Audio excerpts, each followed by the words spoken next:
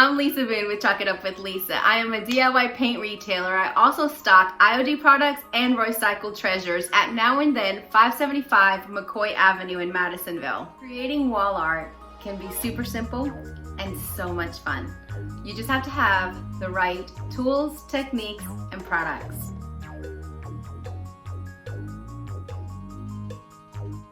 I took one large piece of 4x8 wood and cut it up into different sizes to have a fun gallery wall art, and I still have lots of wood left.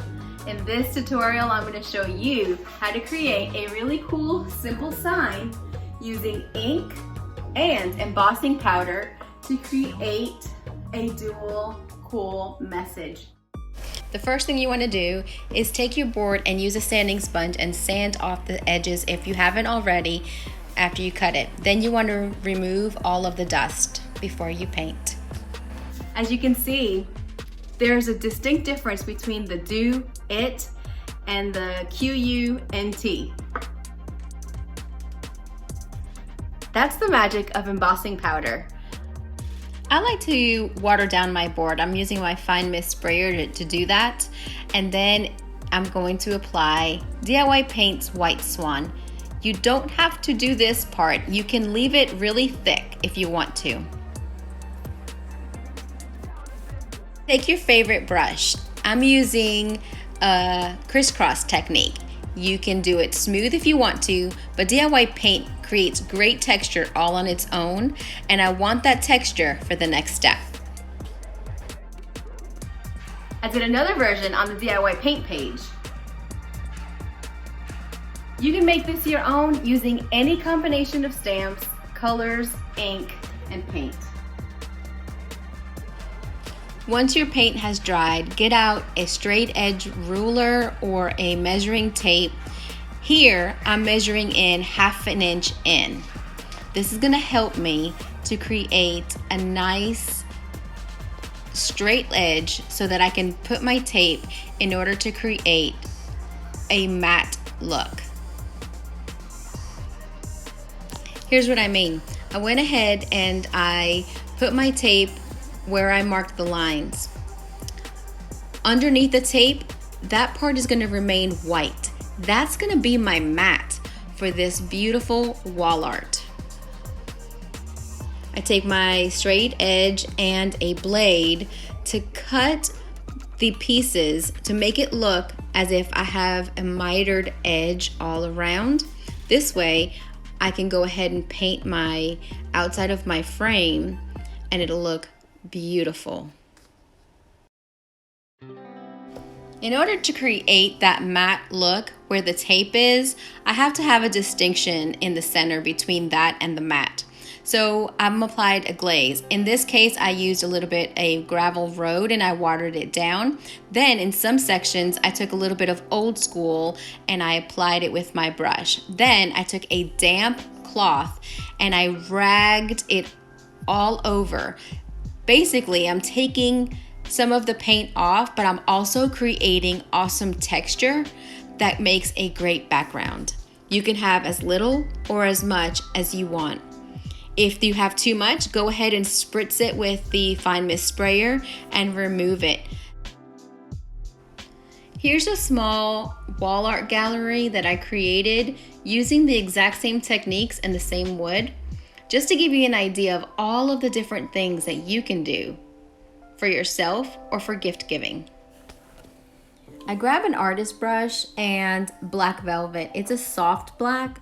It's one of my favorite colors. And I went ahead and I applied it to the outside edge of the tape. This now becomes my frame. If you're nervous about bleed through, you can go ahead and apply some of your original base color down, let it dry, and then apply your color. But it's so easy to fix it. And most of the time, I don't have bleed through. You just want to be careful and apply it away from the tape. Be sure to follow me on Instagram and Facebook and here on YouTube. Go ahead and subscribe to my YouTube channel. You can find me, Chalk It Up with Leesa. One of my favorite IOD stamps is the Rose Toile.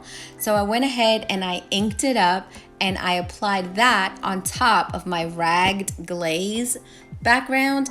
This is more tonal. I used IOD's Stone Gray ink just to create more interest.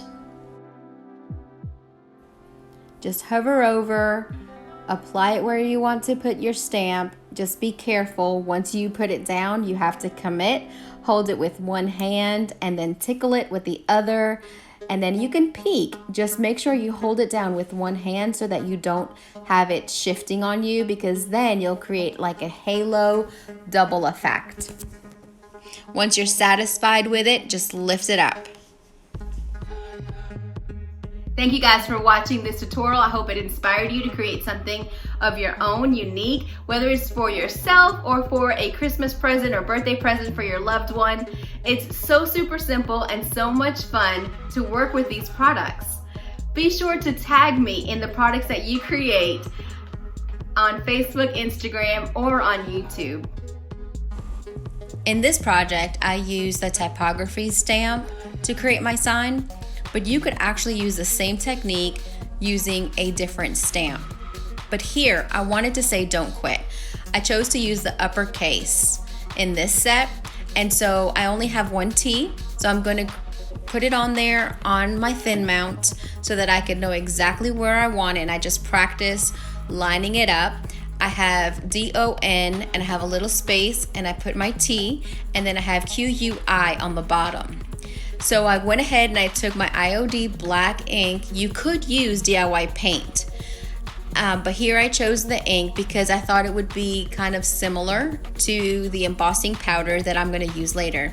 So I only inked the N and the T on don't, and then the U and the Q on quit with this ink.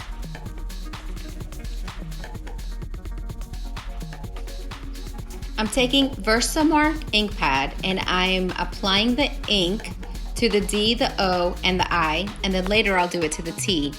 And then I hover over, pick the spot, lay it down, and I go over it and I rub it every single part of the letter to make sure that I have a really good impression.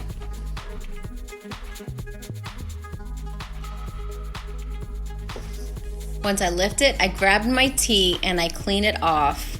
I go back and I clean the rest of the stamps late in a few minutes, but I need to get that T filled with that Versamark ink so that I can go ahead and go to the next step. I place the T by hand exactly where I think it should go. And here comes the fun part. I'm using embossing powder. I'm using black.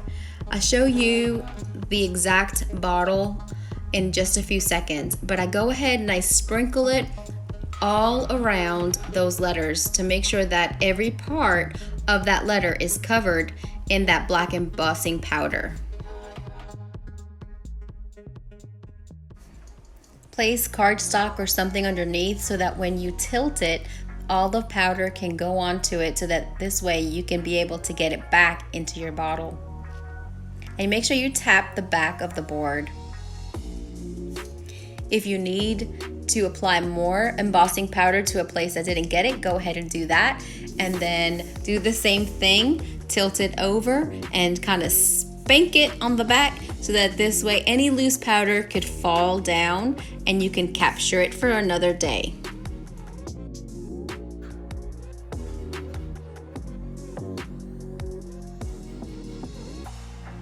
Here's where the magic happens. The heat gun allows those embossing powders to kind of puff up. And it's such a cool way to create a sign, but it's so much fun to watch it change.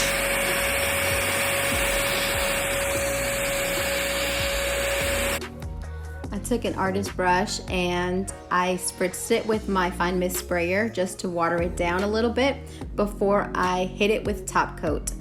Here I'm using Big Top. It's a very durable top coat finish that DIY paint carries. You could also wax this. Here's a sign that I did that's on my wall just to show you how you can use this with any stamp. The flowers were done with the embossing powder. Be sure to subscribe to DIY-aGoGo as well. Thank you so much for following, for your support, and I hope that you have an incredibly blessed day.